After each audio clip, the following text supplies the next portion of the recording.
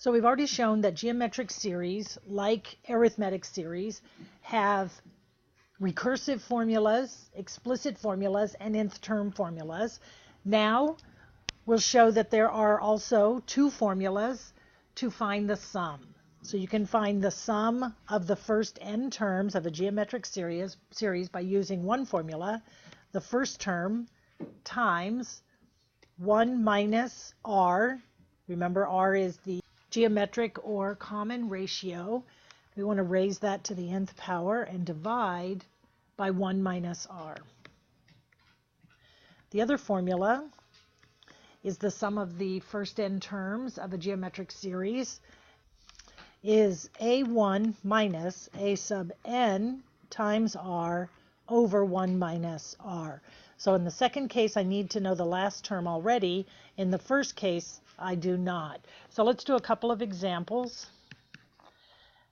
We want to find the 11th sum, or the sum of the first 11 terms of the series that is defined by 4 minus 6, 9. So this is the defining sequence, and we want to look at the series, which would be 4 plus negative 6 plus 9 plus on and on and on. And we don't know these middle terms anyway, so we can't add them up, but we can use the formula.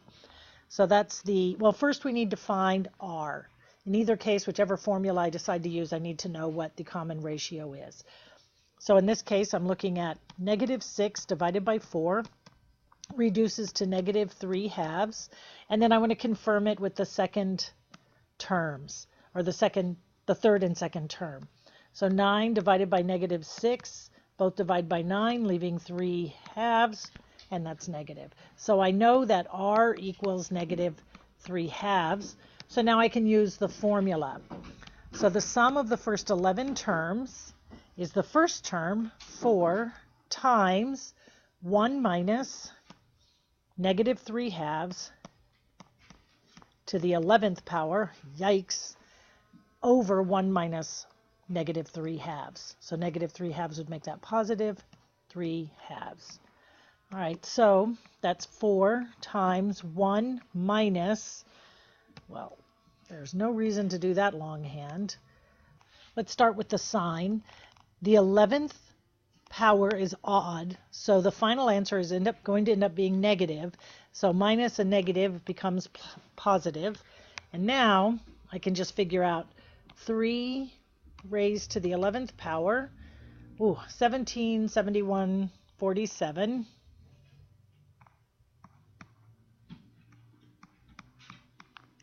Divided by 2 to the 11th power,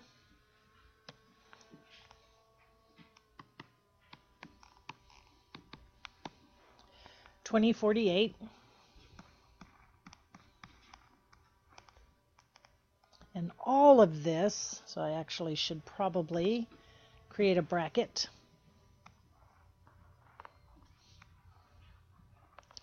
All of this is over 5 halves. So 2/5 times 4 is 8/5.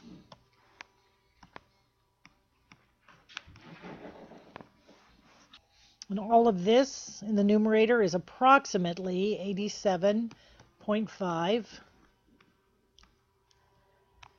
And the final answer then is approximately 140.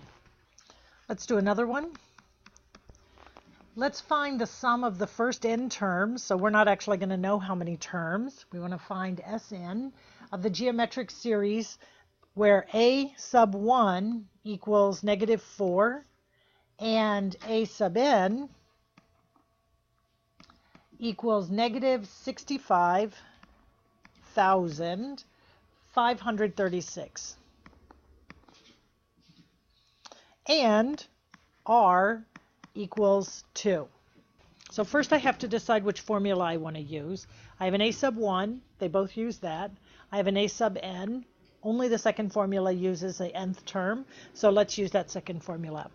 The sum of the first n terms is a sub 1, negative 4, minus a sub n, negative 65,536 times r, which is 2, all over 1 minus r, so 1 minus 2 is a negative 1. So I can get rid of that negative 1 just by putting the negative out front, and then I'm looking at minus 4 minus, or negative 4 minus negative 131072. So I'm looking at the sum is negative all of this, which is 131,068.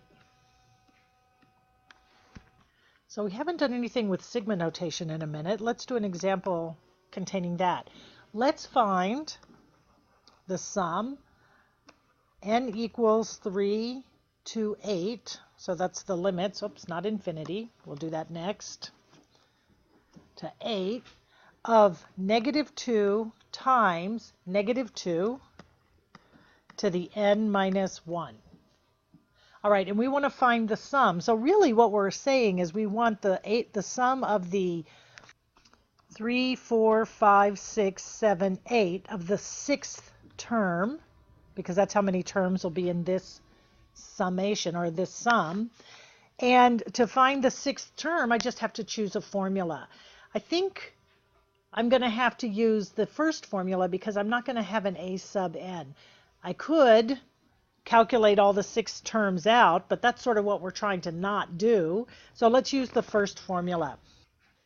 So that means I'm going to need a value for a sub 1 times 1 minus, I'm going to need a value for r over 1 minus r. Well, I'm going to need a value for n as well, but I've already determined that. So let's go ahead and look back up here.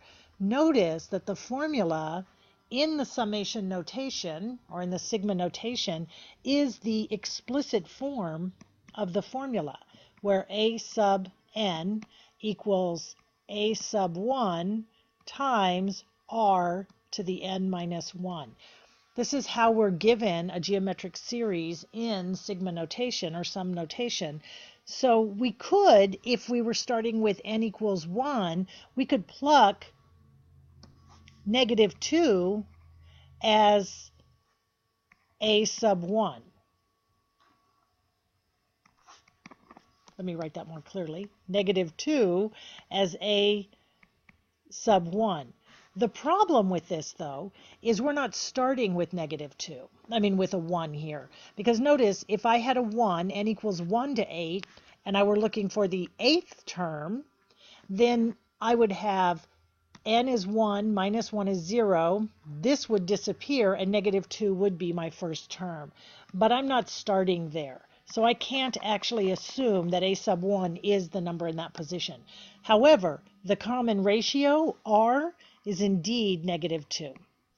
All I have to do at this point is figure out, though, what is my n equals 3th term, which is in my case, in this problem, which is the first element of our sum. All right, so let's go ahead and figure that out. So since this is an explicit formula, that means I can find a sub 3 equals negative 2 times negative 2 to the 3 minus 1 squared. So that's negative 2 times 4, which is negative 8. So now I have an a sub 1 for my summation. So a sub 1 for my problem is equal to a sub 1 for the sum. I hope that's making it clear for you. It feels like I'm just saying a bunch of a subs. So let me erase this and make it more explicit. So our own a sub 1 is the element where you plug in 3 to the formula, and I got negative 8. So a sub 1 is negative 8. R I have is negative 2. And what else do I need? I need n, but I already calculated n because we're looking for the 6th term, or the sum of the first 6 terms. Okay, I think I'm ready to plug it in and do some simple arithmetic. A sub 1 is negative 8 times 1 minus negative 2 to the 6th power over 1 minus -2. So I have -8. 1 take away -2 is 1 plus 2. So I'm going to put that outside. And then 1 minus, well, -2 to the 6th power is, this is an even power, so this is going to be positive. So I just have to figure out the value of 2 to the 6th power. That's 2, 4, 8, 16, 32, 64. So that's -8/3 times 64. 1 minus 64 is -63. So 2 negatives makes a positive, so my final answer is 168. So one more formula, then we'll wrap up our unit on sequence and series. So remember, a series, geometric or arithmetic, can go on to infinity. So if I can have a series that goes till infinity, a sequence that goes till infinity, that has elements all the way off to infinity, then I can certainly have a series. I can sum all of these elements and end up with some value. So we have a formula to find that, and that's the sum, and we don't need an n because we're going to infinity, so we don't actually ever achieve the final element. So we have the sum of an infinite series is found with the formula a sub 1 divided by 1 minus r. Seems like that's too simple for a bigger concept, but it really isn't. It's the actual formula. So let's do a couple just to kind of have a look at it. Oh, by the way, there's a caution here.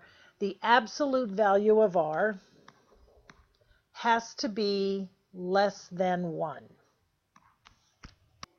So what that means is r can be positive or negative, but it has to fall between -1. Oh, it has to be strictly, so it has to fall between -1 and +1 with no equality in the range. So let's do an example of one of these. I think we'll do a couple of them.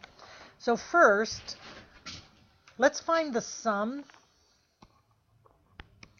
n equals 2 to infinity, of 3 times 0.65 to the n minus 1. So again, the explicit form of a formula. This tells me that r is 0.65. This tells me that a sub 1 equals 3 if I'm starting at 3, and I'm not, if I'm starting at n equals 1, but I'm not, so I'm actually going to have to discover for my a sub 1 in this case. So a sub 1 for this case is 3 times 0.65 raised to the 2 minus 1 raised to the first power. So 3 times 0.65 is 1.95. So that's my a sub 1. R comes right out of the formula, 0.65. And if I look at my formula, I only need an a sub 1 and an r. So the sum of this infinite series is a sub 1, 1.95 divided by 1 minus r, which is 0.65. So that's 1.95 divided by 0.35. And that is 5.57.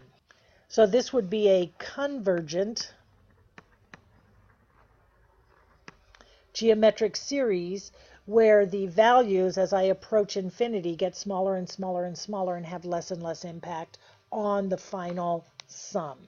Okay, one more example, we'll call it a day.